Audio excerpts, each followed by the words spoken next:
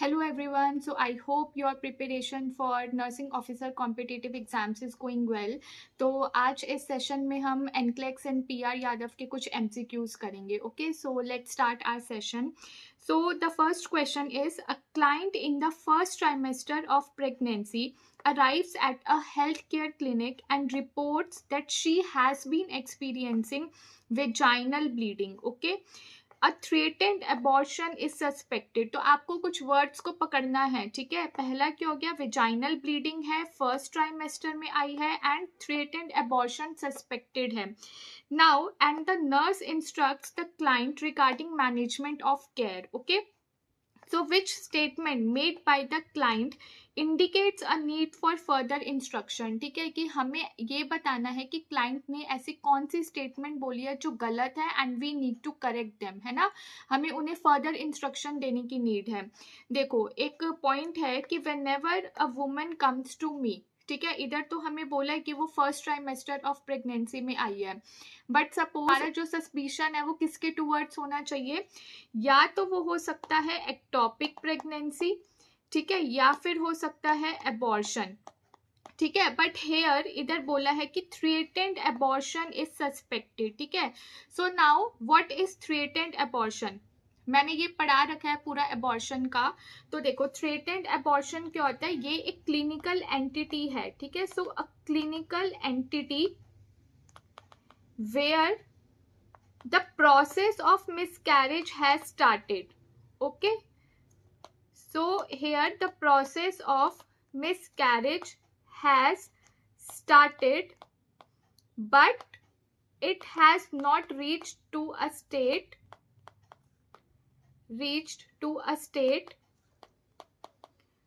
from which recovery is impossible.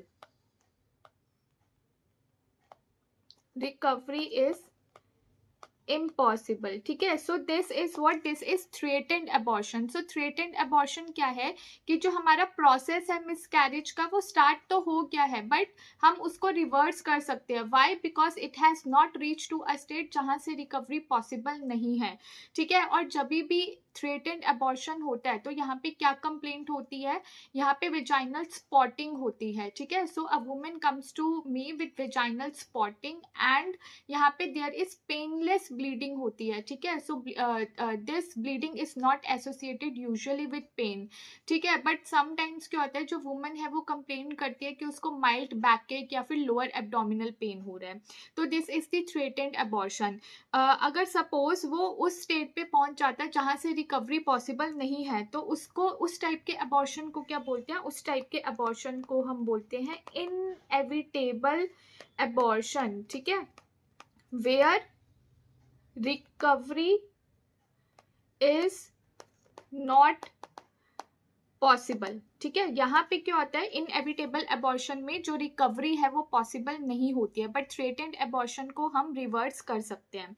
तो देखो, first option क्या बोला है इसमें कि I will watch to see if I pass any tissue. Definitely उसको हमें ये इंस्ट्रक्ट करना है, क्योंकि ये जो थ्रेटेंड अबॉर्शन है वो कभी भी इनएविटेबल या फिर इनकम्प्लीट और कंप्लीट अबॉर्शन में भी चेंज हो सकता है. तो हम उसको क्या एडवाइस करेंगे कि वो क्या बोलेगी हमें, I will watch to see if I pass any tissue, है ना, मे बी एक फ्लैश मास वो पास करे. Now I will maintain strict bed rest throughout the reminder of the pregnancy. Then third is I will count the number of perineal pads used on a daily basis and note the amount and color of blood on pad. ठीक है, ये मैंने अभी बताया कि जो हमारा threatened abortion है वो हमारा इनएविटेबल या फिर इनकम्प्लीट या कंप्लीट अबॉर्शन में भी चेंज हो सकता है. ठीक है, तो हमें उसे एडवाइस करना है कि कितने नंबर ऑफ पेरिनियल पैड्स वो यूज कर रही है. ठीक है, एंड कितना अमाउंट ऑफ ब्लीडिंग है, क्या अमाउंट क्या कलर है ब्लड का. ठीक है, तो वो सारा वुमन को हमें है कि नोट करना है, क्योंकि इनएविटेबल अबॉर्शन में क्या होता है, there is aggravation of pain and जो ब्लीडिंग है वो भी इंक्रीज हो जाती है. ठीक है, then fourth is I will avoid sexual intercourse until the bleeding has stopped and for 2 weeks following the last episode of bleeding. तो आप बताओ इनमें से कौन सा ऑप्शन करेक्ट है. तो करेक्ट है हमारा सेकंड वाला. ठीक है, उसने क्या बोला है कि I will maintain strict bed rest throughout the reminder of pregnancy. ठीक है, तो ऐसा ये एक गलत स्टेटमेंट है, ठीक है। जब भी कोई वुमेन जिसको थ्रेटेंड अबॉर्शन होता है, हमें उसको क्या इंस्ट्रक्ट करना है, हमें इंस्ट्रक्ट करना है कि फॉर एटलीस्ट 2 वीक्स के लिए, ठीक है, sorry, so for 2 weeks she needs to avoid heavy work, ठीक है, heavy work plus sexual intercourse, ठीक है। इसके लिए हमें क्या उसे इंस्ट्रक्ट करना है कि अवॉइड करना है फॉर 2 वीक्स के लिए, ठीक है, and then later on she can continue with her work. So इसमें क्या आंसर हो गया 2। चलो, द नेक्स्ट इज कि एक फीमेल है, ठीक है। अब ये क्या बोल रहे हैं, post partum anti D immunoglobulin should be given with in, ठीक है। तो एक बताना है कि आइडियल जो टाइम फ्रेम है वो हमें कब अपना post partum anti D immunoglobulin देना चाहिए, and if can't given with in ideal time frame, ठीक है। और अगर हम उसे आइडियल टाइम फ्रेम में नहीं दे पा रहे, then it may be administered up to, और हम फिर कब तक उसे एडमिनिस्टर्ड कर सकते हैं। चलो, तो यहाँ पे हमें पता तो चल गया कि जो क्वेश्चन है वो कहाँ से पूछा गया है, वो पूछा गया है RH नेगेटिव प्रेगनेंसी, ठीक है, जिसको हम क्या कहते हैं, RH एलो इम्यूनाइजेशन और RH आइसो इम्यूनाइजेशन, ठीक है। अब देखो, RH नेगेटिव प्रेगनेंसी का हम एक कॉन्सेप्ट पढ़ लेते हैं। तो RH नेगेटिव प्रेगनेंसी का मतलब क्या है, व्हेन द वुमेन जो प्रेग्नेंट फीमेल है, she is RH negative and she is carrying RH positive foetus, ठीक है। तो अब देखो यहाँ पे है, सपोज ये मदर है, शी इज मदर, ओके, और ये है फादर, ठीक है। तो जो फादर है वो क्या हो सकता है, होमोजाइगस भी हो सकते हैं, होमोजाइगस, ठीक है, और जो फादर है वो क्या हो सकते हैं, हेट्रोजाइगस भी हो सकते हैं, ठीक है। होमोजाइगस भी हो सकते हैं, हेट्रोजाइगस भी हो सकते हैं। अब सपोज अगर हमारी जो फीमेल है she is RH negative, now जो फीटस का जीनोटाइप है वो किसके ऊपर डिपेंड करेगा, वो डिपेंड करेगा फादर के जीनोटाइप पे, ठीक है। तो मान लो इफ फादर का जीनोटाइप भी RH नेगेटिव है, then I don't need to worry, क्योंकि जो मेरा फीटस है वो क्या होगा, RH नेगेटिव होगा। बट अगर जो फादर है ना, वो होमोजाइगस है, तो इसका मतलब है कि अभी मैं बताऊंगी होमोजाइगस हेट्रोजाइगस क्या है। होमोजाइगस है तो जो भी फीटस है वो क्या होंगे, RH पॉजिटिव होंगे। बट अगर हेट्रोजाइगस है, इट्स मीन कि चांसेस है 50% के होंगे हमारे RH नेगेटिव हो सकते हैं, एंड जो 50% है वो हमारे RH पॉजिटिव हो सकते हैं, ठीक है। अब जो फादर इज होमोजाइगस मीन्स कि क्रोमोसोम्स होते हैं, ठीक है। So these are the chromosomes and these are the alleles होते हैं। होमोजाइगस में क्या होता है, यहाँ पे जो 2 अलील्स हैं उन पे RH एंटीजन प्रेजेंट होता है, ठीक है। और यहाँ पे हम D एंटीजन की बात कर रहे हैं, हमारे पास CE एंटीजन होता है, बट यहाँ पे हम RH D नेगेटिव प्रेगनेंसी की बात कर रहे हैं, तो हम RH D एंटीजन के बारे में बोलेंगे इधर, ठीक है। तो क्रोमोसोम है, अलील्स हैं, और अगर दोनों अलील्स पे हमारे RH D एंटीजन जो है वो प्रेजेंट है, इसका मतलब है कि जो फादर है वो होमोजाइगस है, ठीक है, एंड मदर तो हमारी RH नेगेटिव है, इसका मतलब स्मॉल d है। चलो, अब आता है कि जो फादर हैं वो हेट्रोजाइगस हैं, ठीक है। सो फादर इज हेट्रोजाइगस, मतलब एक अलील पे हमारा RH D एंटीजन प्रेजेंट है, whereas on the other allele this D antigen is not present, it is absent, ठीक है। अब हमने क्या करवा दिया, मेटिंग करवाया, ठीक है। तो मेटिंग में क्या हुआ अपना, यहाँ पे देखो, कैपिटल D स्मॉल d, ठीक है। तो ये क्या है हमारा, ये फीटल जीनोटाइप है। और जब हमने यहाँ पे मीटिंग करवाई तो ये हो गया, और एक हो गया अपना ये, ठीक है। तो these are your foetal genotype, ठीक है। तो ये क्या है, फीटल जीनोटाइप है। तो अब आप यहाँ पे देख सकते हो, तो यहाँ पे जो फीटस है 100% क्या है, आपके RH पॉजिटिव फीटस आएगा, ठीक है। और यहाँ पे क्या है, कैपिटल D, और ये 2 है रिसेसिव, ठीक है। तो यहाँ पे 50% जो फीटस है वो क्या होगा, RH पॉजिटिव, एंड जो 50% फीटस है वो क्या है आपका RH नेगेटिव होगा, ठीक है।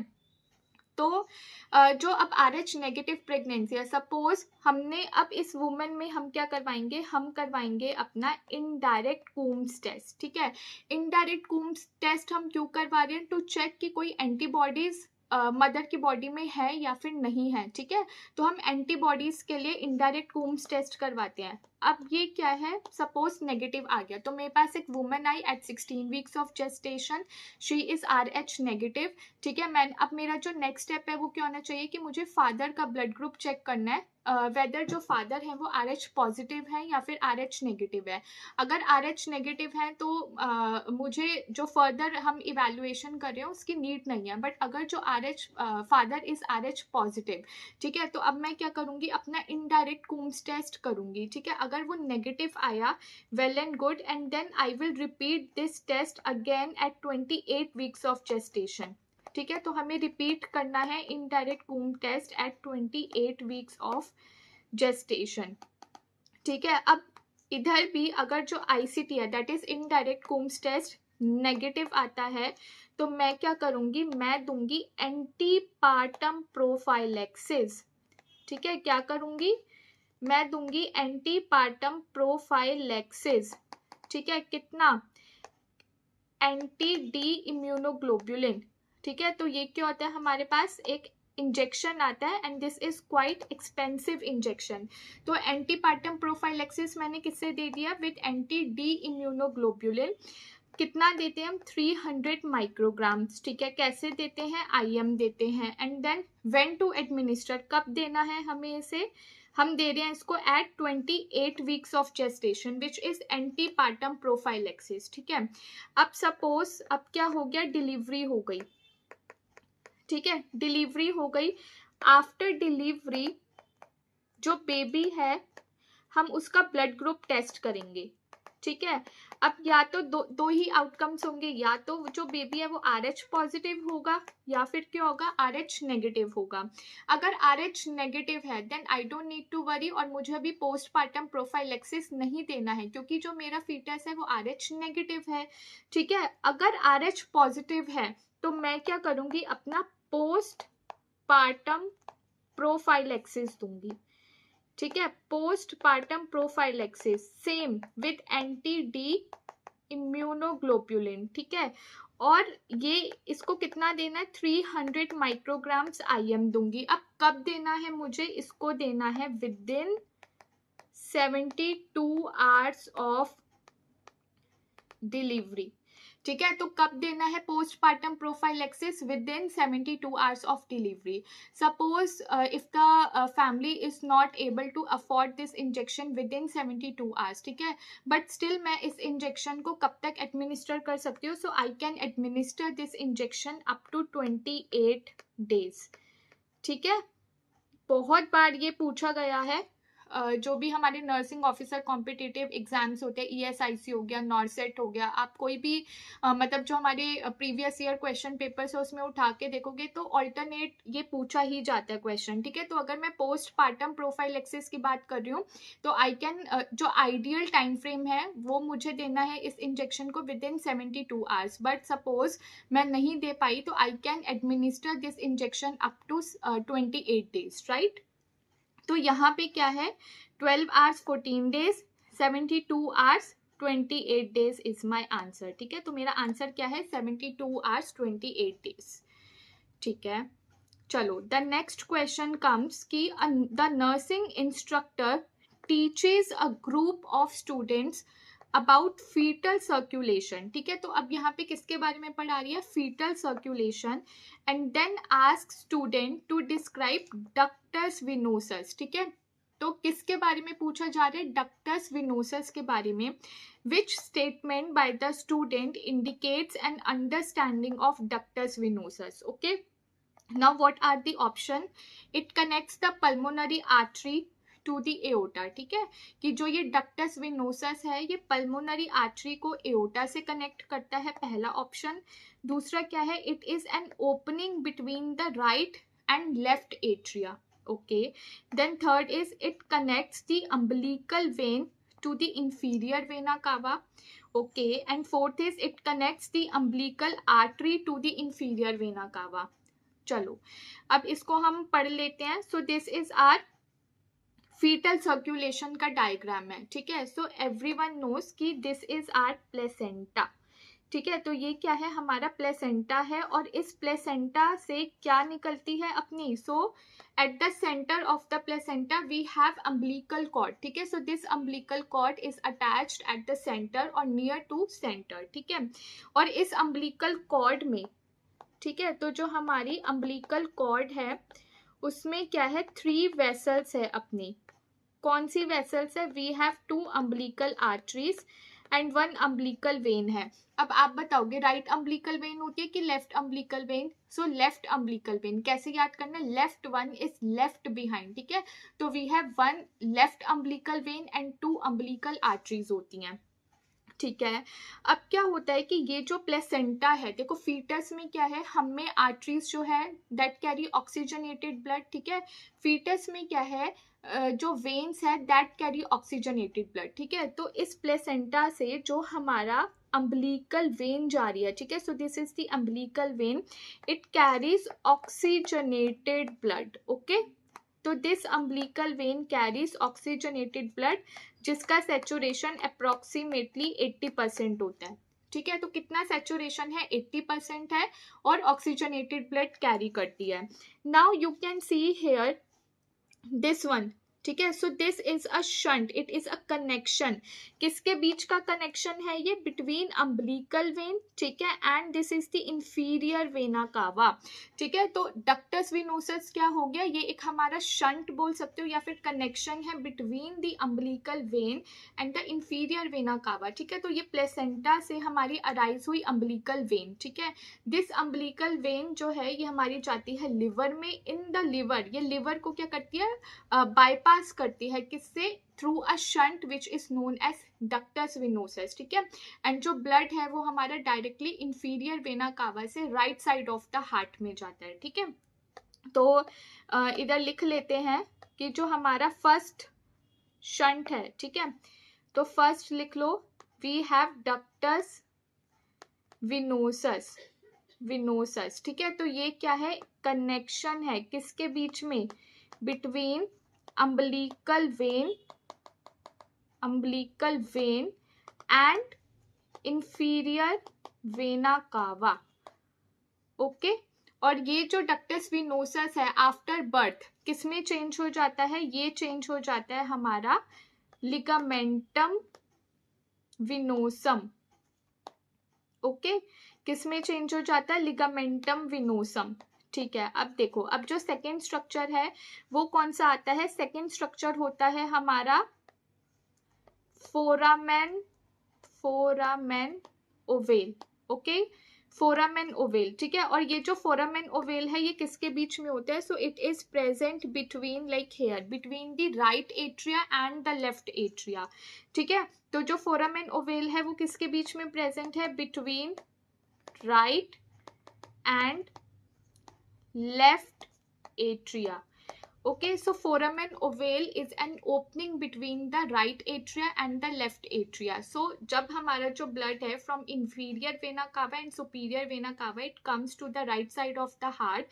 Then between the right and the left atria we have foramen ovale, जिसके through as the pressure in the right side of the heart is more as compared to the left side. ठीक है, तो blood जो है it goes from right side of the heart to the left side of the heart, मतलब from right atria to the left atria. किसके through जाता है, हमारा फोरामेन ओवेल के थ्रू जाता है. तो ये हमारा सेकेंड शंट और कनेक्शन हो गया. ठीक है, और ये आफ्टर बर्थ किस में चेंज हो जाता है, इनटू फोसा ओवेलिस. ठीक है, तो इसका जो एनाटॉमिकल क्लोजर है that occurs soon after birth, but जो फंक्शनल क्लोजर है इट अकर्स 1 ईयर लेटर. ठीक है, अब हम अपना थर्ड शंट की बात कर लेते हैं विच इज डक्टस आर्टेरियोसस. ठीक है, डक्टस आर्टेरियोसस. भाई डक्टस आर्टेरियोसस कहाँ है, डक्टस आर्टेरियोसस है ये. ठीक है, तो this is the ductus arteriosus. So you can see that this is the, ये क्या है अपनी, ये है हमारी पल्मोनरी आर्टरी. ठीक है, this is the pulmonary artery and this is the aorta. So it is a connection between the pulmonary artery, between pulmonary artery and aorta, ठीक है। तो पल्मोनरी आर्टरी एंड एओर्टा के बीच में एक कनेक्शन है। So when the foetus is in utero the lungs are in collapsed state because they are highly resistant to the flow of blood, ठीक है। तो इसीलिए जो ब्लड है वो क्या होता है हमारा डायरेक्टली शंट हो जाता है पल्मोनरी आर्टरी से एओर्टा में as soon as after the birth when the foetus takes its first breath, ठीक है। तो देयर इज जो हमारे जो लंग्स हैं वो क्या करते हैं, डिस्टेंड होते हैं। So there is distension of the lungs, ठीक है, जिसकी वजह से क्या होता है, अब जो हमारा प्रेशर है वो एओर्टा में ज्यादा हो जाता है। So the pressure in the aorta exceeds the pulmonary artery, ठीक है। इसीलिए जो हमारा सारे जो शंट्स हैं वो क्या हो जाते हैं, रिवर्स हो जाते हैं and then they get obliterated. तो इसीलिए क्या है, जो हमारा थर्ड शंट है that is ductus arteriosus which is present between the pulmonary artery and the aorta. अब बात कर लेते हैं कि ये हमारा आफ्टर बर्थ किस में चेंज होता है। तो ये हमारा चेंज होता है लिगामेंटम आर्टेरियोसम, ठीक है। फिर होते हैं हमारे दो स्ट्रक्चर, एक होती है हमारी अम्बिलिकल वेन, ठीक है। तो अम्बिलिकल वेन आफ्टर बर्थ किस में चेंज होती है, ये होती है हमारी लिगामेंटम टेरीज, ठीक है, लिगामेंटम टेरीज। एंड जो फिफ्थ वन है दैट इज अम्बिलिकल आर्टरीज, ठीक है, अम्बिलिकल आर्टरी। तो ये किस में चेंज होती है, ये चेंज होती है हमारी medial umbilical ligament, medial umbilical ligament, ठीक है। तो इसका जो आंसर है वो क्या हो गया, डक्टस विनोसस का क्या इधर आंसर हो जाएगा हमारा, किसके बीच में कनेक्शन है, पल्मोनरी आर्टरी टू एओर्टा, नहीं, यहाँ पे तो हमारा डक्टस आर्टेरियोसस है, ठीक है। It is an opening between the right and the left atria, no, यहाँ पे फोरामेन ओवल आता है। It connects the umbilical vein to the inferior vena cava, yes, umbilical artery को नहीं, ये अम्बिलिकल वेन को इंफीरियर वेना कावा से connect करता है, ठीक है। चलो next question is a client arrives at the clinic for the first prenatal assessment, ठीक है। तो क्लाइंट आई है फर्स्ट प्री नेटल असेसमेंट के लिए। The client tells the nurse that the first day of the last menstrual period, ठीक है। तो first day of the last menstrual period कौन सा है, first day of last menstrual period is 19th October 2023, okay. So using Niggles rule which expected date of delivery, तो हमें यहाँ पे क्या करना है, उसका EDD निकालना है। would the nurse plan to document in the client's chart, ठीक है। देखो EDD के लिए और कौन से रूल से बोला है, निगलेस रूल से बोला है। देखो जो हमारा निगलेस रूल है उसके अकॉर्डिंग हम क्या करेंगे, सबसे पहले we need to add 7 days, ठीक है। एंड देन लेटर ऑन हम क्या करेंगे, 9 months ऐड करेंगे, ठीक है। तो हमने फॉरवर्ड क्या कर दिया, 9 months ऐड कर दिए, या फिर हम क्या करते हैं, हम 3 months बैकवर्ड जा सकते हैं, ठीक है। अब देखो 19th अक्टूबर है, तो 19 में 7 days ऐड कर दो, 20, 21, 22, 23, 24, 25, 26, तो 26th ये आ गया, ठीक है। अब अक्टूबर है, अक्टूबर में आप 9 months ऐड कर दो, सो नवंबर, दिसंबर, जैन, फेब, मार्च, अप्रैल, मई, जून, जुलाई, ठीक है। या फिर आप 3 months उसको बैकवर्ड ले जाओ तो भी क्या आएगा हमारा, जुलाई आएगा, ओके। तो सितंबर, अगस्त एंड देन जुलाई, तो 26th July 2024 is the expected date of delivery by using Naegele's rule, ठीक है। तो यहाँ पे क्या अपना आंसर हो गया, जुलाई 26, 2024, ठीक है। चलो the next question is hypertrophic sebaceous glands around nipples during the pregnancy, see these are the sebaceous glands, ठीक है। तो अब ये क्या हो गए आपके hypertrophic sebaceous glands हो गए हैं around nipples during pregnancy, उनको हम क्या कहते हैं, Montgomery's tubercle, ठीक है, sebaceous cyst, क्लोआस्मा, या फिर लीनिया नाइग्रा। तो आप बताओगे क्या होता है, देखो लीनिया नाइग्रा तो क्या होता है अपना, लीनिया नाइग्रा क्या है, ये एक डार्क पिगमेंटेड लाइन होती है, ठीक है, so this is dark pigmented line. और ये लीनिया नाइग्रा कहाँ से कहाँ तक होती है? That extends from xiphisternum to symphysis pubis.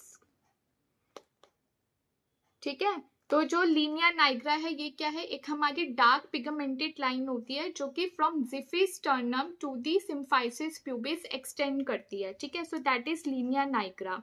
And then comes the chloasma. ठीक है, so this chloasma is actually pregnancy mask कहते हैं इसे। ठीक है, सो ड्यूरिंग प्रेगनेंसी, देखो जो लीनिया नाइग्रा एंड क्लोआस्मा है ये क्या होता है हमारा during pregnancy due to hormones. कौन से hormones? Oestrogen, progesterone and melanocyte stimulating hormone.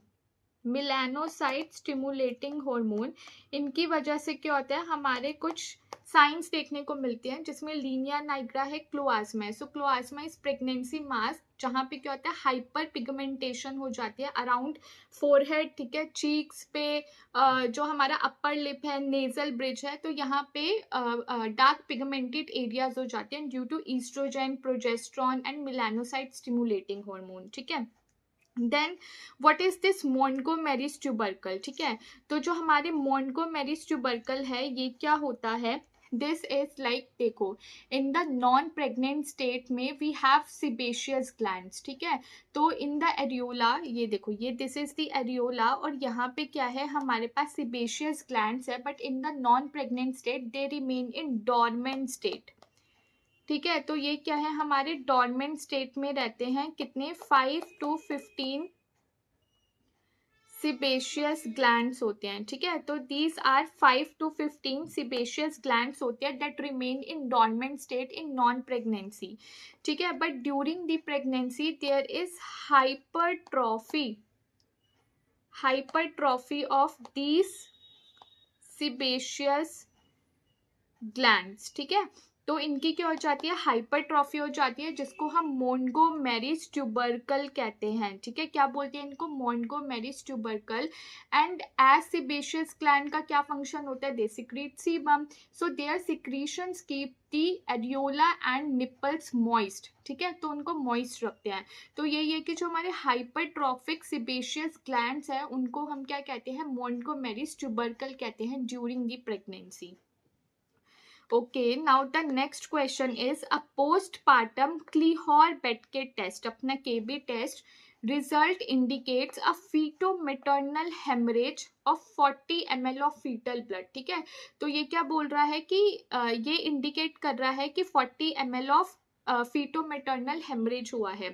Now a standard 300 microgram dose of anti-D immunoglobulin neutralizes up to how much fetal blood. ठीक है, देखो मैंने अभी एक क्वेश्चन आया था जिसमें हमने पोस्टपार्टम जो एंटी डी इम्यूनोग्लोबुलिन का पढ़ा था। ठीक है, मैंने आपको क्या बताया था? वहाँ पे हम 300 माइक्रोग्राम्स या फिर 1500 इंटरनेशनल यूनिट्स, 300 माइक्रोग्राम्स या फिर 1500 international units anti D immunoglobulin administer करते हैं मदर को। ठीक है, अब यहाँ पे क्या बोला? देखो जो हमारा एक अगर standard 30 ml feto maternal haemorrhage हुआ है, या फिर इसको हम बोलते हैं कि 15 ml of fetal RBCs. 30 ml हम बोल रहे हैं कि फीटल होल ब्लड है, फीटल होल ब्लड, या फिर 15 ml of fetal RBCs enter into the maternal circulation, तो क्या हो गया? एंटीबॉडीज फॉर्म हो जाएगी। तो now the women get sensitised, why? Because there is formation of antibodies. ठीक है, तो यूजुअली जो हमारा RH नेगेटिव प्रेगनेंसी है उसमें क्या है? If she is carrying RH positive foetus, ठीक है, and during the delivery when there are maximum chances of the feto maternal bleed और हेमरेज। ठीक है, तो जो एक सेंसिटाइजेशन के लिए जो एक क्रिटिकल वैल्यू है दैट इज 0.1 ml, ठीक है। तो अगर फीटल सर्कुलेशन से जो हमारा ब्लड है, if it enters into the maternal circulation and जो क्रिटिकल वैल्यू है वो क्या है 0.1 ml है, तो 0.1 ml या फिर उससे ज़्यादा जो ब्लड है वो एंटर करता है into maternal circulation, then there is formation of antibodies. So during the first pregnancy as such there is no harm to the fetus. Why? क्योंकि जो first antibodies बनती है वो होती है हमारी IgM and being heavy molecular weight, large molecule होता है ये IgM antibody, it cannot cross the placenta during the first pregnancy, hence it does not cause any harm to the fetus. And by the time when the baby gets delivered, IgG antibodies बन जाती है and these antibodies are having small molecular weight, so they can easily cross the placenta and can harm the fetus anytime, ठीक है। But जब हमारी delivery होती है वो तब बनती है, तो इसलिए वो fetus को कुछ harm नहीं करती। But during the subsequent pregnancy what happens is that कि when there is again feto-maternal hemorrhage होता है, तो अब भाई मेमोरी बन चुकी है, तो जल्दी से IgM एंटीबॉडीज बनेगी and then quickly IgG antibodies are formed, ठीक है। और ये क्या करती है, क्रॉस कर जाती है हमारे प्लेसेंटा को, एंटीबॉडीज है तो ये क्या करेगी, फीटस में क्या है RH एंटीजन है, तो कॉम्प्लेक्स बना के it causes haemolysis of the fetal RBCs, जिसको हम अपना एरिथ्रोब्लास्टोसिस फिटालिस कहते हैं, ठीक है। And it comes with a lot of complication, जिसमें icterus gravis neonatorum, hydrops fetalis, congenital anaemia of newborn, ये मैंने पूरा पढ़ा रखा है इन RH नेगेटिव प्रेगनेंसी वीडियो में, ठीक है। अगर आपको कुछ भी डाउट है तो आप वो वीडियो को जाके देख सकते हो। तो अब क्या हो रहा है हमारा, आइडियली हम क्या करते हैं, हमें वी शुड असेस और वी शुड कैलकुलेट कि कितना फीटो-मैटरनल हेमरेज हुआ है and then according to that haemorrhage we need to administer the injection, ठीक है। बट स्टैंडर्ड हम क्या करते हैं कि 300 माइक्रोग्राम्स अपना देते हैं as a postpartum prophylaxis and antepartum prophylaxis, ठीक है, जो हमारी RH नेगेटिव वुमेन होती हैं। तो ये क्या करता है, अगर हम 300 माइक्रोग्राम्स दे रहे हैं अपना एंटी-D, तो इट न्यूट्रलाइजेस, ठीक है। तो ये कितना न्यूट्रलाइज करता है, 30 ml ऑफ फीटो-मैटरनल हेमरेज को। तो अब उन्होंने बोला है कि सपोज अगर 40 ml का हुआ है तो हाउ मच अगर 40 ml हमारा हेमरेज हुआ है तो उसके अकॉर्डिंग हम उसको कैसे कैलकुलेट करेंगे, ठीक है। तो इसके लिए वी हैव अ टेस्ट जो होता है हमारा क्लीहॉर बेटके टेस्ट, ठीक है, जिसको हम क्या कहते हैं, KB टेस्ट कहते हैं। अब देखो इस KB टेस्ट में क्या है, हमने मदर का ब्लड सैंपल लिया, ठीक है, स्लाइड पे ले लिया एंड देन स्लाइड में हम क्या करते हैं ना, इस टेस्ट में एक एसिड इल्यूशन टेक्निक यूज करते हैं, ठीक है। क्या टेक्निक का नाम है, उस टेक्निक का नाम होता है एसिड इल्यूशन टेक्निक, ठीक है। तो इस एसिड इल्यूशन टेक्निक में व्हाट वी आर डूइंग कि हम एक एसिडिक रिएजेंट यूज करते हैं, ठीक है। हम क्या कर रहे हैं, we are using an acidic reagent which is citrate, ठीक है। Now fetal haemoglobin is resistant to the acid, ठीक है, whereas adult haemoglobin is not, ठीक है। तो अब क्या है, ये जो एडल्ट हीमोग्लोबिन है, जब हमने एसिड यूज किया तो ये जो हीमोग्लोबिन होता है इसमें ये वॉश्ड आउट हो जाते हैं, ठीक है, and then they become ghost cells, ठीक है। तो these are maternal ghost cell, क्योंकि इनका जो हीमोग्लोबिन है वो वॉश आउट हो गया। But see these are the fetal RBCs, ठीक है, and as they are resistant to the acid, तो इनका हीमोग्लोबिन जो है वो लॉस्ट नहीं हुआ, वॉश आउट नहीं हुआ। तो इस वे के थ्रू हम क्या करते हैं, फर्दर कैलकुलेट करते हैं कि कितना अमाउंट ऑफ फीटो-मैटरनल हेमरेज हुआ। सपोज तो इस इंजेक्शन के थ्रू इस जो एक इक्वेशन है कि 300 माइक्रोग्राम्स जो है वो 30 ml ऑफ फीटो-मैटरनल हेमरेज जो हुआ है उसे न्यूट्रलाइज कर रहा है, विच मीन्स कि 1 माइक्रोग्राम आपका कितना कर रहा है, 1 ml के जो है 10 माइक्रोग्राम्स जो है वो 1 ml को न्यूट्रलाइज कर रहा है, ठीक है। देखो सिंपल मैथ्स है, दिस इज 10, दिस इज 1, तो 1 ml कितना न्यूट्रलाइज कर रहा है, 10 माइक्रोग्राम्स को न्यूट्रलाइज कर रहा है। तो अगर हमारा 30 ml के लिए 300 माइक्रोग्राम्स है तो 40 ml के लिए हम कितना देंगे, 400 माइक्रोग्राम्स देंगे, सिंपल, ठीक है। तो यहाँ पे यही पूछा है, अ पोस्टपार्टम क्लीहॉर बेड के टेस्ट रिजल्ट इंडिकेट्स कि फीटो मैटरनल हेमरेज हुआ है 40 ml का, ठीक है। बट जो स्टैंडर्ड है वो हम 300 माइक्रोग्राम्स देते हैं, तो वो कितना न्यूट्रलाइज करेगा, तो वो न्यूट्रलाइज करता है 30 ml of fetal whole blood को, ठीक है। तो इस तरीके से हम कैलकुलेशन करते हैं। चलो, this is again an important question. McDonald suturing is done, ठीक है। तो मैकडोनल्ड सूचरिंग हम किस में करते हैं, missed abortion, septic abortion, recurrent abortion और कंप्लीट एबॉर्शन। देखो, सबसे पहले हमें एक यहाँ पे पॉइंट पढ़ना है कि what is this recurrent abortion, या फिर इसको हम बोलते हैं रिकरेंट प्रेगनेंसी लॉस, ठीक है। इसका मतलब है जब 3 और मोर देन 3 प्रेगनेंसी लॉस हुआ हो, उसको हम बोलते हैं अपना रिकरेंट एबॉर्शन और रिकरेंट प्रेगनेंसी लॉस, ठीक है। तो 3 और मोर देन 3 प्रेगनेंसी लॉस हुआ हो। अब देखो, ये जो है वो हमारा फर्स्ट ट्राइमेस्टर में भी हो सकता है कि बार बार फर्स्ट ट्राइमेस्टर में ही हमारा प्रेगनेंसी लॉस हो रहा है, और ये क्या हो सकता है, हमारा सेकेंड ट्राइमेस्टर में भी हो सकता है, ठीक है। नाउ द रीजन कि why there is recurrent pregnancy loss in the first trimester, तो उसका जो मोस्ट कॉमन रीजन है that is the chromosomal abnormality, ठीक है।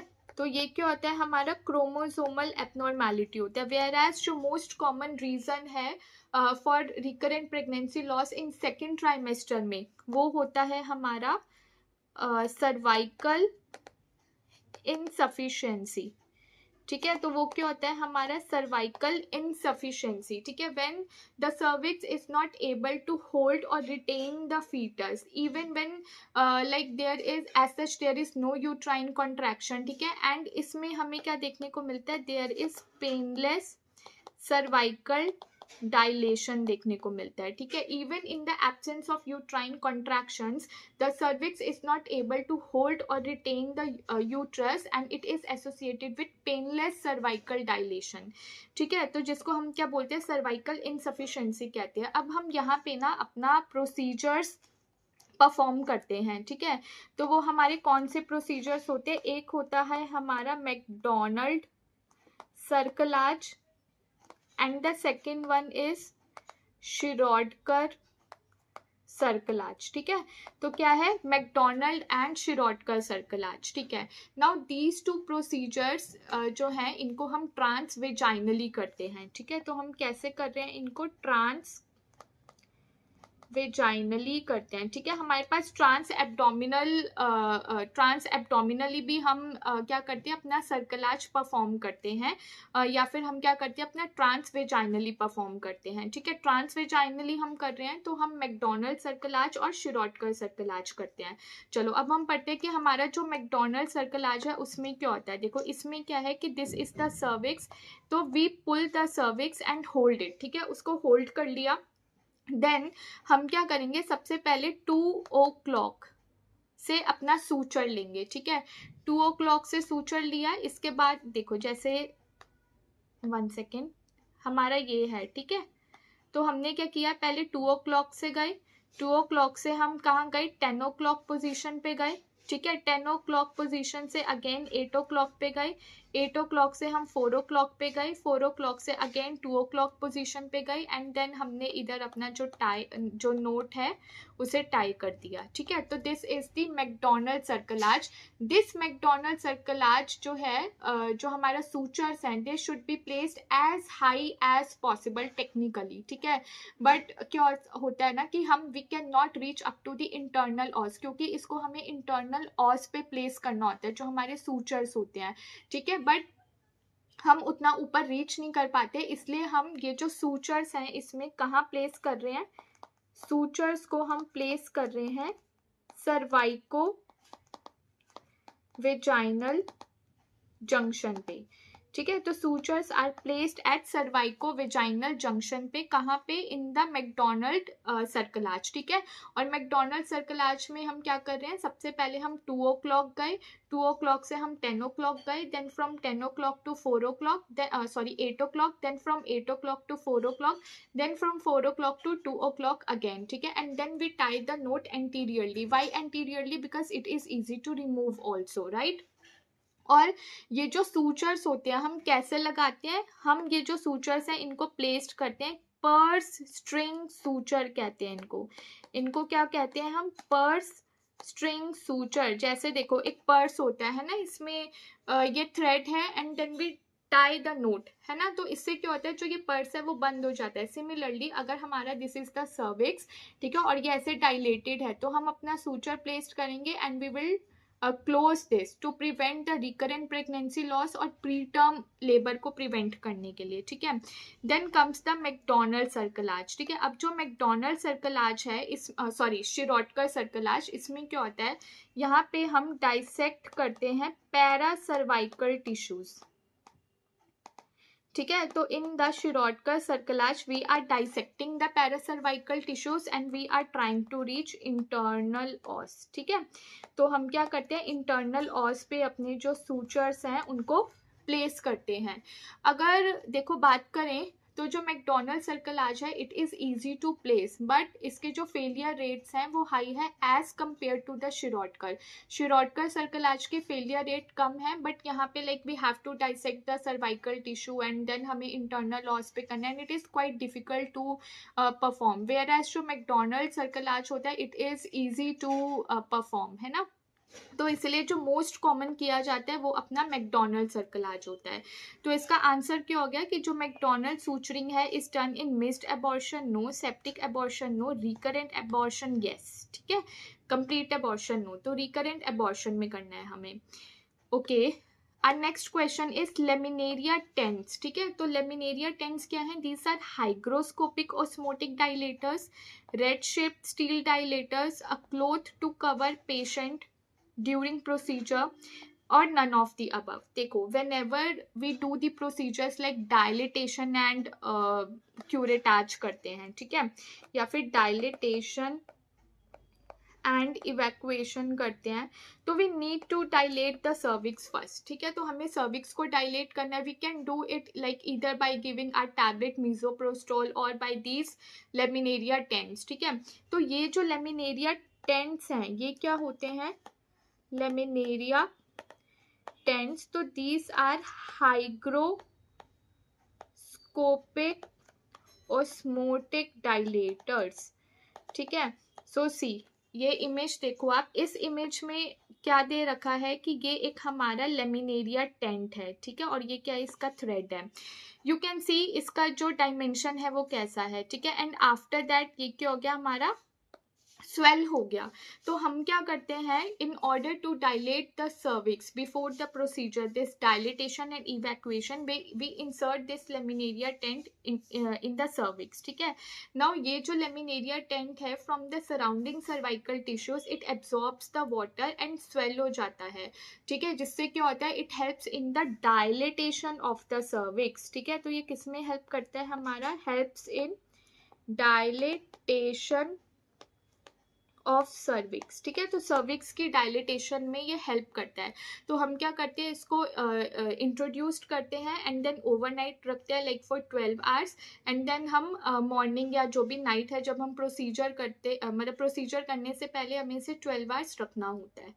So the Solan laminaria tents जो हैं दे सॉफ्टली डायलेट, इन्होंने क्या कर दिया, सर्विक्स को सॉफ्टली डायलेट कर दिया आवर्स लेटर। तो इसका आंसर क्या हो गया अपना, these are hygroscopic osmotic dilators, ठीक है। Now which type of following ectopic pregnancies would rupture first, would rupture earlier, ठीक है। तो एक्टोपिक प्रेगनेंसी की बात की है इधर, तो व्हाट इज एक्टोपिक प्रेगनेंसी, तो एक्टोपिक प्रेगनेंसी होता है when there is implantation of blastocyst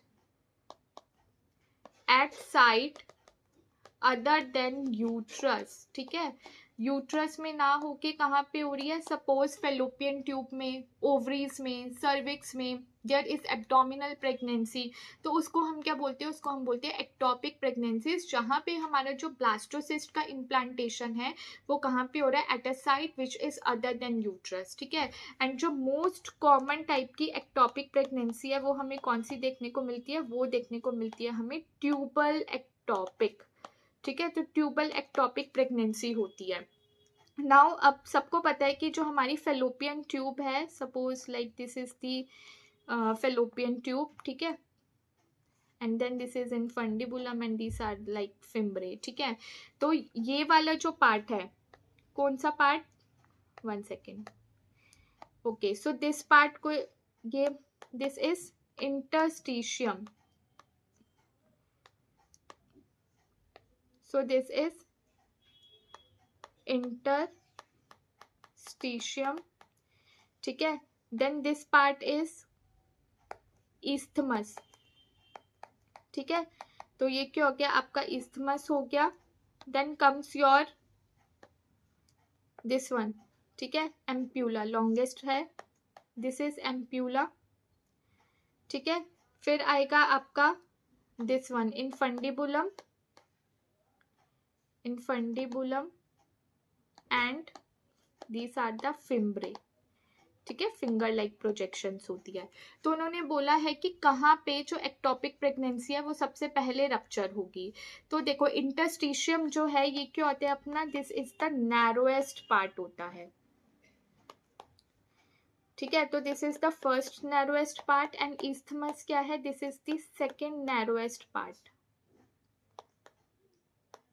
तो अब आप बताओ कहाँ पे प्रेगनेंसी सबसे पहले रप्चर होगी, इंटरस्टिशियम, isthmus, एम्प्यूला, इनफंडिबुलम या फिर फिम्ब्रे में।